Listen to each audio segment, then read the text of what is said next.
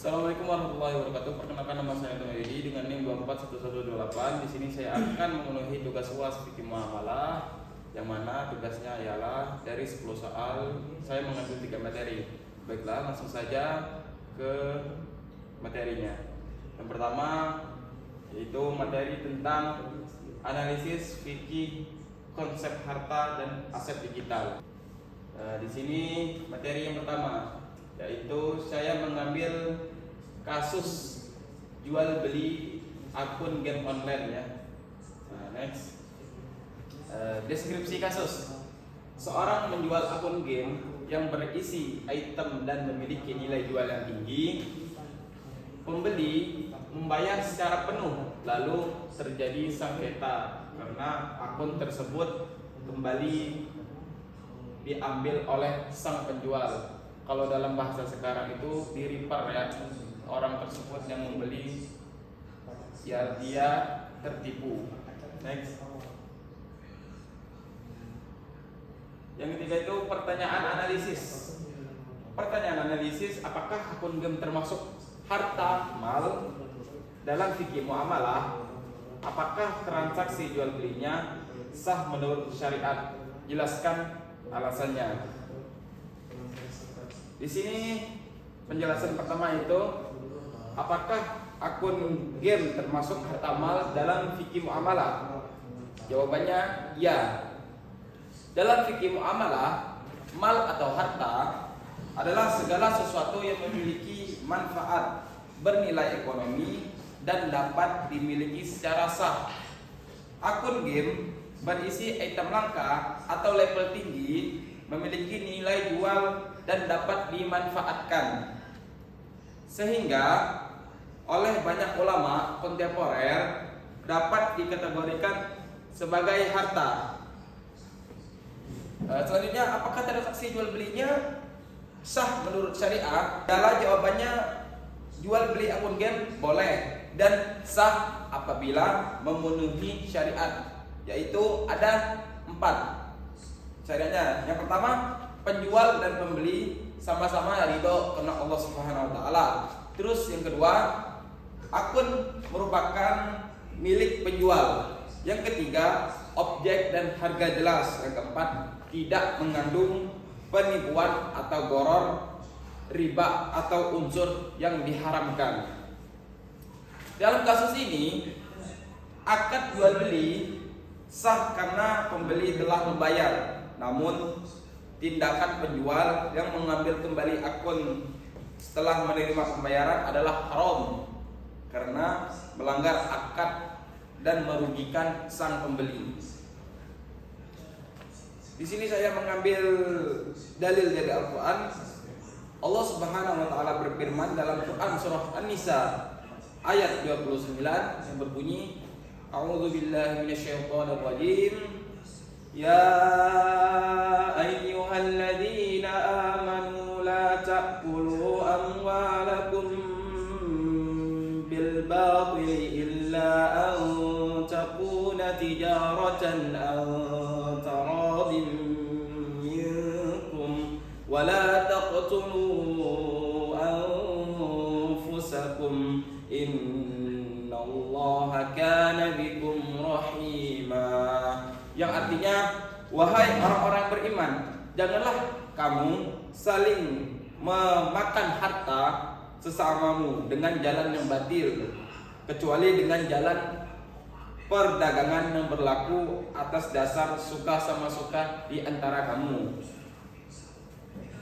Quran surat An-Nisa ayat 29 ini menjelaskan bahwa setiap transaksi harus dilakukan secara jujur dan atas dasar kerelaan kedua belah pihak. Mengambil kembali akun yang telah dijual termasuk perbuatan yang batil karena melanggar hak pembeli. Selanjutnya, next ke instruksi tambahan. Instruksi tambahan ini jelaskan berdasarkan konsep harta dalam Islam, syarat sah jual beli, serta berikan pendapat ulama atau fatwa yang relevan. Islam memandang harta sebagai sesuatu yang memiliki manfaat dan nilai ekonomi. Seiring pengembangan teknologi, aset digital seperti akun game dapat dianggap sebagai harta selama kepemilikannya sah dan tidak bertentangan dengan syariat. Syarat sah jual beli. Di sini saya mengambil ada 4 syarat sahnya. Yang pertama itu ada penjual dan pembeli. Terus yang kedua ada kesepakatan atau akad. Yang ketiga barang dan harga jelas. Yang keempat barang merupakan milik penjual. Yang kelima tidak mengandung penipuan atau unsur yang diharamkan. Pendapat para ulama. Ulama kontemporer menjelaskan bahwa hukum asal muamalah adalah boleh selama tidak ada dalil yang melarangnya. Karena itu jual beli akun game diperbolehkan jika memenuhi syarat-syarat dan tidak melanggar aturan berlaku. Jadi kesimpulannya, akun game yang dapat dikategorikan sebagai harta mal karena memiliki manfaat dan nilai ekonomi. Jual belinya sah apabila memenuhi syarat jual beli dalam Islam. Namun, penjual yang mengambil kembali akun setelah menerima pembayaran telah melanggar akad dan melakukan perbuatan yang dilarang dalam syariat. Materi yang kedua. Next. Yang pertama itu judul kasus. Saya mengambil judul kasus yaitu pinjaman online dengan bunga harian. Next. Penjelasannya deskripsi kasus. Deskripsi kasus, seorang mahasiswa meminjam uang melalui aplikasi fintech lending sebesar 1 juta rupiah.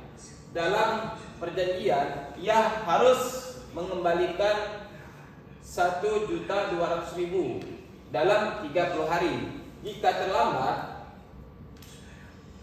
membayar, dikenakan denda harian tambahan. Deskripsi kasus.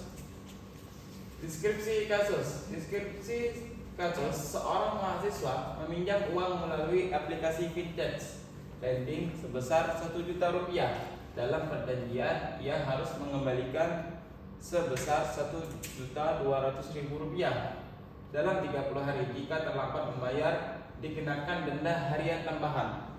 Selanjutnya, pertanyaan analisis. Apakah tambahan pembayaran dan denda dalam pinjaman tersebut termasuk riba? Dalam perspektif fikih muamalah, jelaskan hukumnya. Yaitu jawabannya ialah tadi pertanyaan analisis, apakah tambahan pembayaran dan denda termasuk riba? Ya, jawabannya iya, keduanya termasuk riba. Baik tambahan pokok yang tadi maksudnya bunga 200.000 rupiah maupun denda harian akibat keterlambatan merupakan bentuk riba yang dilarang keras dalam Islam. Bagaimana hukumnya dalam perspektif fikih muamalah? Hukum dari transaksi pinjaman ini adalah haram mutlak. Keberadaan syarat bunga dan denda tersebut membuat akad pinjaman menjadi rusak atau fasik secara syariat karena mengandung unsur kezaliman dan eksploitasi ekonomi. Selanjutnya penjelasan kedua, instruksi tambahan. Next. Instruksi tambahan, analisis berdasarkan konsep riba nasi'ah, riba qard, serta pandangan ulama dan fatwa tentang pinjaman online.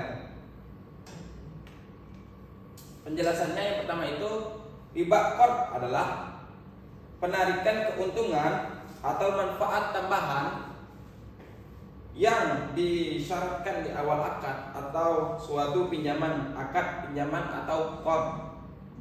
Dalam Islam adalah akad kebaikan atau tabarru untuk menolong orang lain, bukan akad komersial untuk mencari keuntungan.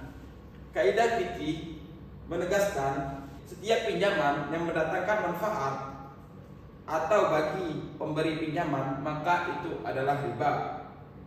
Selanjutnya riba nasi'ah, yaitu pembahasan nilai utang sebagai imbalan atau kompensasi atas penangguhan waktu pelunasan. Dalam kasus ini, tempo 30 hari pemberi pinjaman memungut Rp200.000 murni karena faktor berjalannya waktu. Analisis denda keterlambatan berdasarkan riba jahiliyah. Sistem denda hari tambahan yang dikenakan saat mahasiswa terlambat membayar dikategorikan sebagai riba jahiliyah. Jadi kesimpulannya, secara syariat tambahan 200.000 adalah riba qard dan riba nasi'ah, sedangkan denda harian menjadi keuntungan platform adalah riba jahiliyah. Mahasiswa tersebut secara moral wajib melunasi utang pokoknya sebesar Rp1 juta segera mungkin untuk melepaskan diri dari jeratan utang. Sementara pihak fintech secara hukum Islam tidak memiliki hak yang sah untuk menagih kelebihan bunga maupun denda komersialnya. Masuk ke materi yang ketiga, sewa menyewa atau ijarah. Judul kasus, yaitu saya mengambil kasus dari sewa kamera untuk acara wisuda. Deskripsi kasus: seorang mahasiswa menyewa kamera selama 2 hari untuk acara wisuda dengan biaya yang telah disepakati di awal. Namun setelah digunakan, kamera mengalami kerusakan karena kelalaian penyewa. Next. Pertanyaan analisis: bagaimana hukum akad ijarah pada kasus tersebut? Siapa yang bertanggung jawab atas kerusakan kamera menurut fikih muamalah? Baiklah, masuk ke materinya. Saya akan jelaskan dulu asal akad ijarah. Asal akad ijarah atau sewa menyewa dalam kasus ini adalah sah. Akad telah memenuhi semua rukun dan syarat syariat di awal transaksi. Adanya kerusakan yang terjadi setelah pemakaian tidak membatalkan keabsahan akad sewa yang sudah berjalan, melainkan memunculkan konsekuensi hukum baru berupa ganti rugi atau daman atas objek sewa tadi. Siapa yang bertanggung jawab atas kerusakan kamera menurut fikih muamalah? Jawabannya ialah pihak yang bertanggung jawab, yaitu adalah sang penyewa atau mahasiswa tadi. Dalam fikih muamalah, status penyewa berubah dari pemegang amanah menjadi penanggung jawab kerugian karena kerusakan terjadi akibat adanya unsur kelalaian dari mahasiswa tersebut. Lanjut penjelasan selanjutnya, instruksi tambahan. Jelaskan berdasarkan rukun dan syarat ijarah serta tanggung jawab penyewa terhadap barang yang rusak akibat kelalaiannya menurut hukum Islam. Yang pertama, tinjauan dan syarat ijarah. Akad sewa kamera ini dinyatakan sah karena telah memenuhi seluruh aspek rukun dan syarat ijarah dalam Islam, yaitu yang pertama, pelaku akad, pemilik kamera dan mahasiswa sudah memenuhi syarat cakap hukum. Yang pertama itu balik, berakal dan bertindak tanpa paksaan. Selanjutnya, objek sewa. Manfaat dari kamera tersebut jelas untuk dokumentasi wisuda selama 2 hari dan nilai imbalan atau biaya sewa telah disepakati bersama di awal. Yang ketiga itu ijab kabul. Adanya kerelaan dari kedua belah pihak yang dinyatakan melalui serah terima barang dan pembayaran. Selanjutnya, penjelasan tanggung jawab penyewa. Dalam hukum Islam, Posisi penyewa terhadap barang yang disewa pada dasarnya adalah yad amanah atau tangan amanah. Konsekuensi hukumnya terbagi menjadi dua, yaitu kerusakan tanpa kelalaian dan kedua kerusakan karena kelalaian.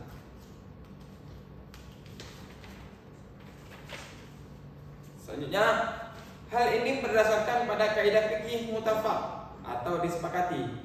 Penyewa adalah orang yang menerima amanah, maka ia tidak menanggung ganti rugi kecuali jika ia melanggar batas atau lalai. Penjelasan terakhir, bentuk penyelesaian ganti rugi karena kerusakan dipicu oleh kelalaian mahasiswa. Bentuk tanggung jawab yang wajib ditunaikan menurut syariat adalah yang pertama itu membiayai perbaikan, dan kedua mengganti barang. Kalau nggak bisa mengganti barang, ganti dengan nilai uang. Jadi kesimpulannya, secara syariat mahasiswa tidak dapat berlepas tangan dari kerusakan tersebut. Akad ijarah memberikan hak guna sekaligus kewajiban untuk menjaga barang karena kerusakan terbukti akibat kelalaian pribadi. Mahasiswa tersebut wajib memberikan ganti rugi penuh kepada pemilik karena demi menunaikan hak sesama manusia, hak pun adami secara adil. Itu saja yang bisa saya sampaikan dalam materi hari ini. Mudah-mudahan apa yang saya sampaikan hari ini bisa bermanfaat untuk kedepannya. Mohon maaf jika ada salah kata dalam penyampaian. Saya Anton Wahyudi. Saya akhiri. Assalamualaikum warahmatullahi wabarakatuh. Terima kasih.